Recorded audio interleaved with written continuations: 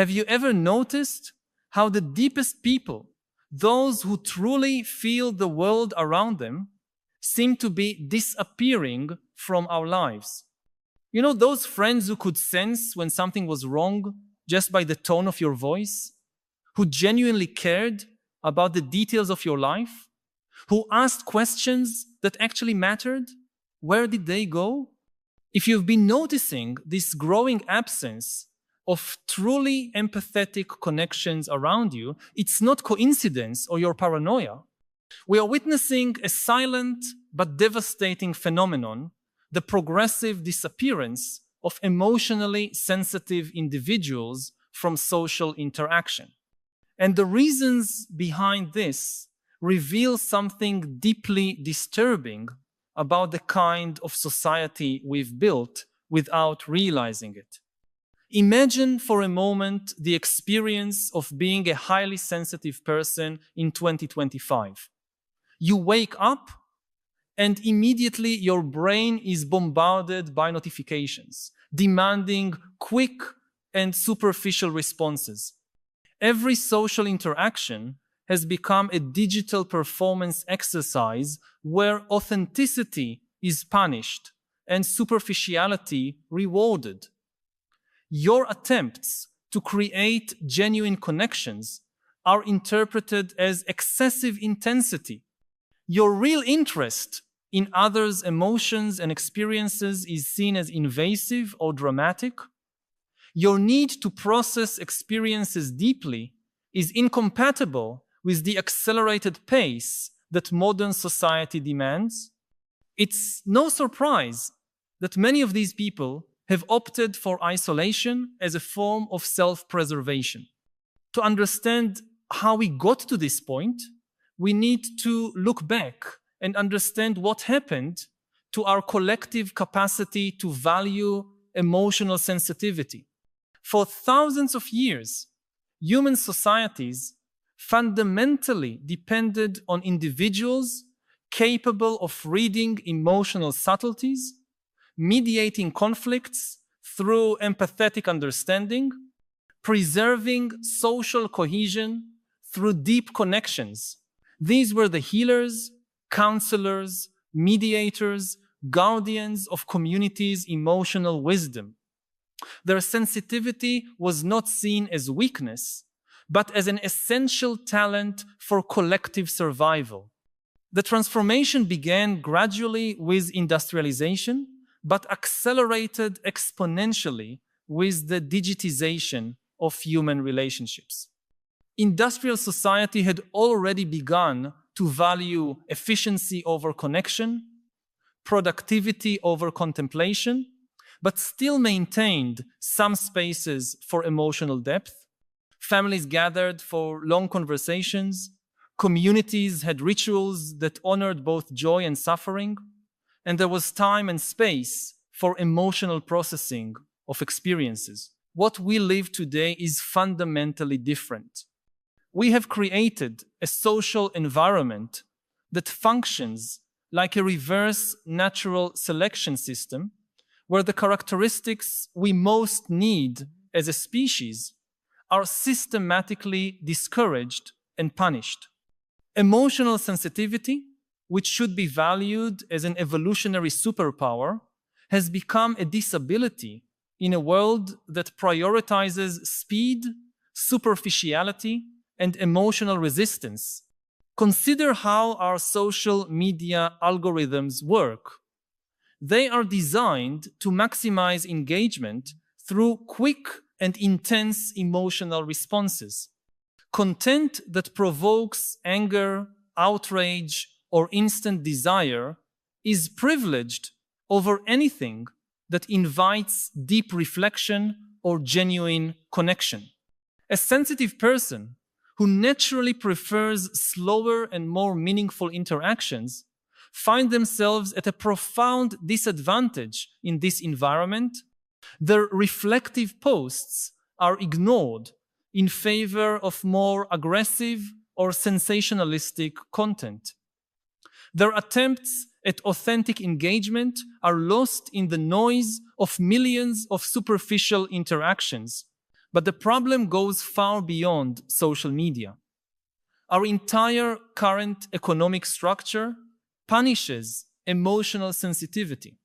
In the job market, characteristics such as excessive empathy, need for time to process emotionally charged information, or preference for deep collaboration over superficial competition are seen as signs of weakness.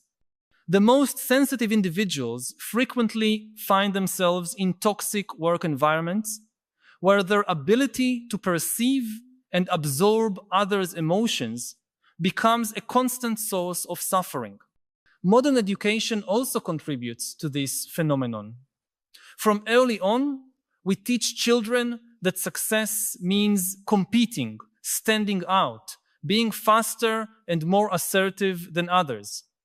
Naturally empathetic and sensitive children quickly learn that their characteristics are inconvenient. They are labeled as too emotional, too slow, too intense.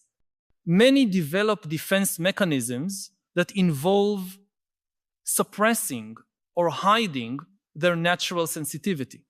The result is that we have created a society where people most capable of creating deep connections, understanding complex emotional nuances, mediating conflicts through mutual understanding, are progressively withdrawing from social interaction.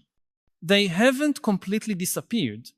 They have simply become invisible, creating their own small and protected communities, or opting for more solitary lives where they can preserve their emotional integrity.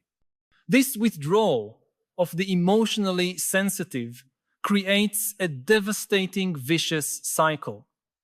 The fewer empathetic people we have in active social spaces, the more hostile these spaces become to sensitivity. The more hostile they become, the more sensitive people withdraw. What remains are social environments increasingly dominated by individuals who have either lost their empathetic capacity or never fully developed it. You can observe this phenomenon in practically any contemporary social space. Corporate meetings where nobody asks how someone is really feeling. Parties where conversations never go beyond small comments about work and weather. Romantic relationships that function more like convenience partnerships than deep emotional connections. Friendships based on shared activities rather than genuine mutual understanding. The cruel irony is that we are living through an epidemic of loneliness and disconnection precisely at the moment when we most distance those who naturally possess the skills to create meaningful connections. Studies show that empathy levels among young adults have dramatically decreased in recent decades. Anxiety and depression increase exponentially. Relationships last less time and are characterized by lower emotional intimacy. This is no coincidence. Technology has amplified all these problems in ways we are still beginning to understand. Dating apps reduce human connection to swipes based on superficial appearance. Communication platforms privilege speed over depth. Recommendation algorithms keep us in bubbles that confirm our prejudices rather than exposing us to perspectives that could expand our emotional understanding.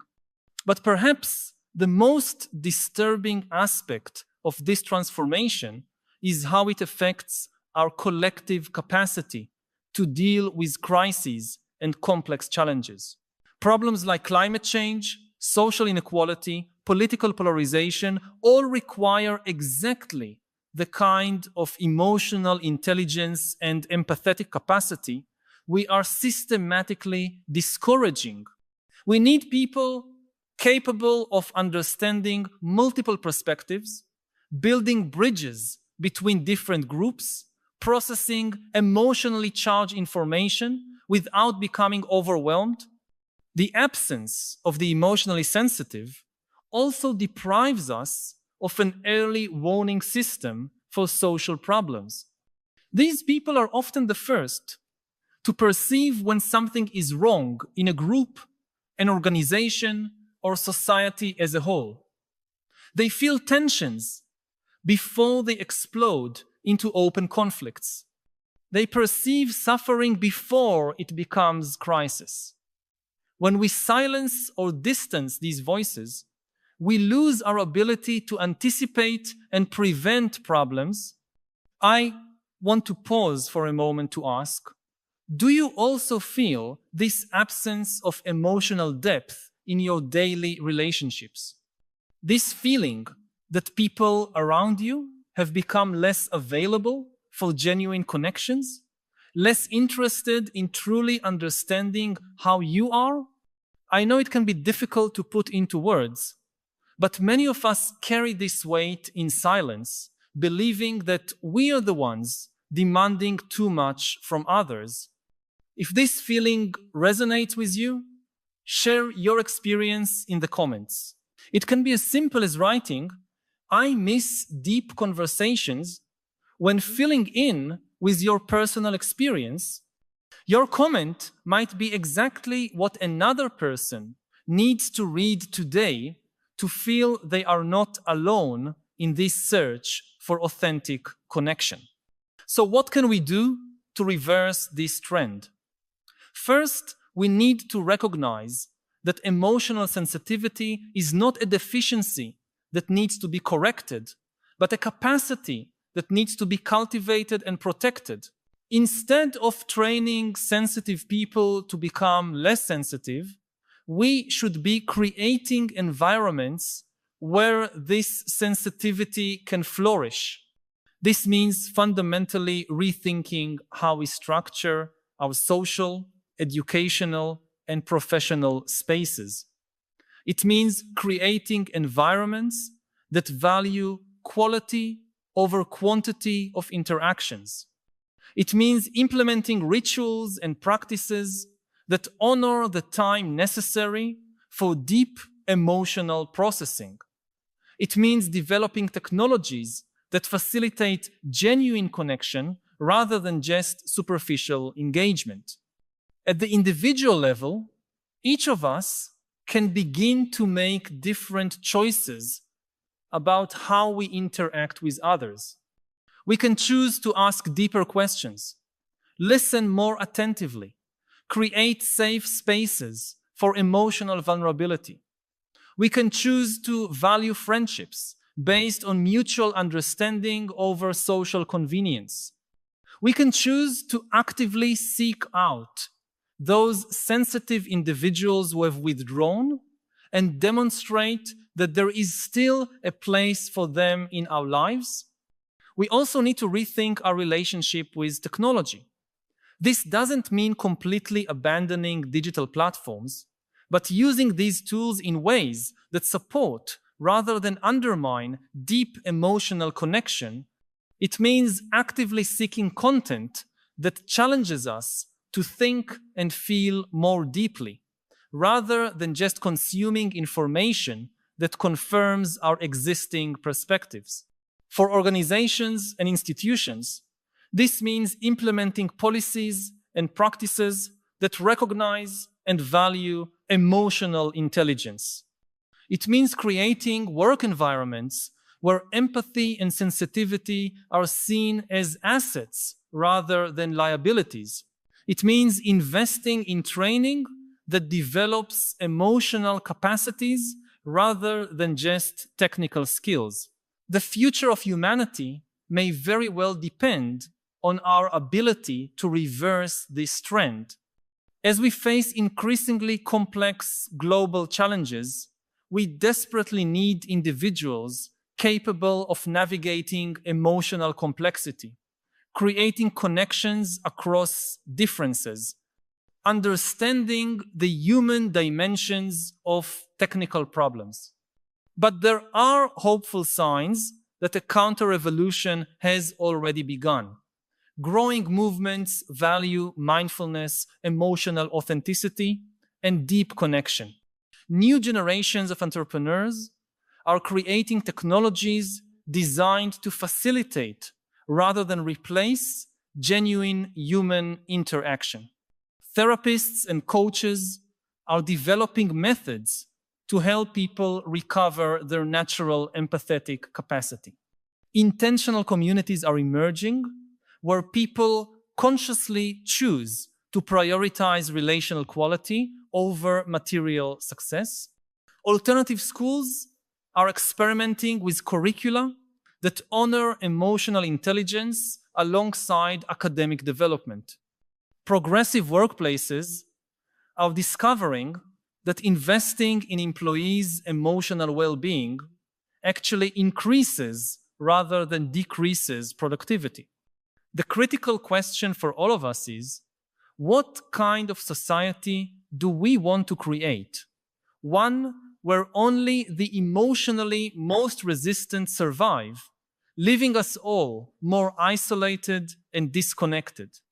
Or one where we recognize that our capacity to feel deeply, to genuinely care, to connect authentically, are exactly the qualities that make us more human and more capable of creating a future worth living? The choice is still ours, but time is running out. Every sensitive person who withdraws from social interaction is a loss for all of us. Every relationship that becomes more superficial impoverishes us collectively. Every social environment that becomes less welcoming to emotional vulnerability makes us all less human. If these reflections have touched on something you've been feeling, know that you are not alone.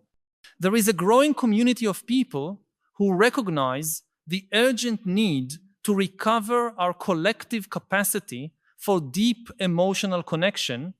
By joining us, you will not only find others who share your values, but also contribute to creating spaces where emotional sensitivity is celebrated rather than punished. Subscribe to continue this essential conversation about how we can build a society that honors our full human potential rather than just our capacity for superficial performance. The disappearance of the emotionally sensitive from social interaction is not inevitable. It is a consequence of choices we have made as a society and therefore can be reversed through different choices. But this requires each of us to take responsibility for creating the kind of social environment where emotional depth can flourish. The future of our shared humanity may very well depend on it. We have no experience in history of a less intelligent species that manages to control a more intelligent species. Horses don't control us. Cows don't control us. We control them. What happens when we create a more intelligent species than us? These super intelligent AIs. So maybe in the short term, it will be good for our economic growth and prosperity. But what happens in 20, 30, 50 years when millions of super intelligent AIs run the world? They manage the financial system, the military system, the cultural system. How will humanity be able to coexist with a new super intelligent species? This is the big question. In the Cold War, people talk about the Iron Curtain that was actually made of iron. Fences and fortifications made of iron and steel separating different countries. Now there will be a silicon curtain that the information, the code on your smartphone or computer will determine to which side of the silicon curtain you belong. And if this happens, then all chance of human cooperation on anything, climate change, AI, is doomed because humans will not be able to understand and to communicate with each other. And we need to keep the world relatively open. The key problem about the world is not evil, it's ignorance, it's delusion. When you read Nexus, you say humans are smart but also stupid and self-destructive. So it almost like puts you down a bit. Humans think that with all our technological development, especially in the field of information technology, we will be freed, liberated from ignorance and delusion. And it's not happening. In the monotheistic religions like Christianity and Islam, there is a belief in evil. But in Hinduism and Buddhism, the main idea is that the problem is usually ignorance and delusion. People sometimes think that AI maybe will tell us the truth about the world. Again, it's unlikely to happen.